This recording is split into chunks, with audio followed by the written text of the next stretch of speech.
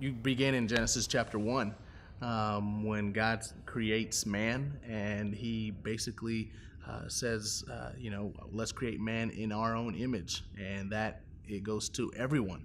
So no matter who you are, no matter what color, no matter if you're an undocumented immigrant or documented immigrant, you are created in the image of God.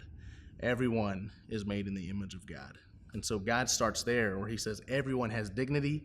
Everyone has tremendous potential to do amazing things. And we see that in Genesis chapter 1, verse 26 through 27, when he's talking about cultivate and create. And we have seen that even in the United States with immigrants. Some of the most iconic companies have been created by immigrants. Google, Radio Shack, Kohl's, all of these, AT&T, all of these amazing companies that we use every day, especially Google, they're created by immigrants. Because of the fact that it goes back to Genesis 1, where God has created them to be amazing creators and cultivators. And then you go throughout the Old Testament, where God has constantly told the Israelites to love the sojourner, to have a special place for the marginalized, the fatherless, the widow, the poor, and the immigrant. And us, in Leviticus 19 through 33 through 34, talking about we're called to love them and care for them as if they were a native of our land. And so we're called to care for them. We're called to love them. And then I love the amazing passage of Luke 10:25 through 37, the parable of the Good Samaritan, where Jesus talks to this religious lawyer who has no understanding of the gospel. And his understanding at that time is a conditional gospel. It's a works-based gospel. And Jesus tries to help him answer his own question when he says, "Who is my neighbor?"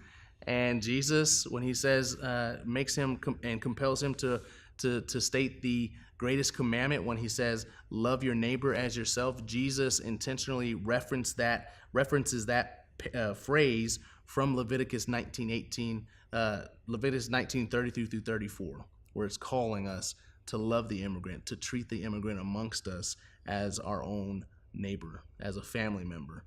And so Jesus, even in this passage, is talking about your neighbor is so different than you. So radically different that it's an immigrant, documented and undocumented. That is your neighbor. And this is what he's giving us, the church, the command to do so. And he's given us an amazing opportunity to do so. If I am talking with churches that lean more conservatively, it usually begins with Romans 13, 1 through 4, obeying the governing authorities and the law. And that's where I come from with them in that conversation. I meet them where they are. And when we're across the table at a coffee shop, I say, yes, I agree. We should have secure borders. It's biblical. We should obey the law, but there's more to it than that. Just because a law is legal doesn't mean that it's right and lines up with the character of God. And that is the immigration system right now. And so helping them to see, yeah, let's respect the rule of law, but first and foremost, grace out is more important than the law. And so Jesus shows us this when he tells us in Matthew 25, welcome the stranger, welcome the immigrant.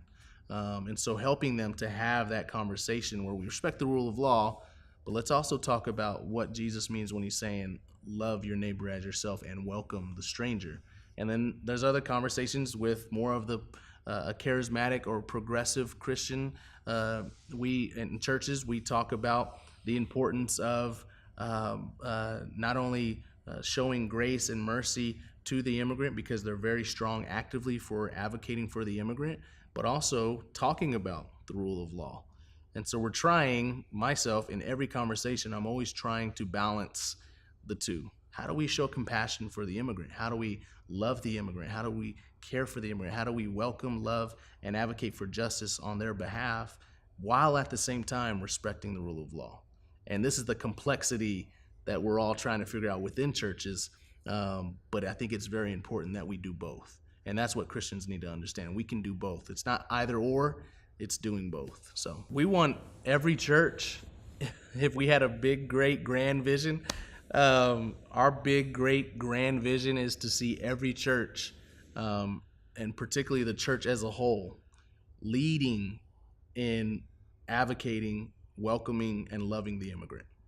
We want to be the ones to help the church lead the conversation, lead the dialogue, leading the way when we meet with legislators and meeting with city officials on passing legislation and passing things and figuring out ways to love the immigrant. Where when you see an immigrant, they say the church is leading the way.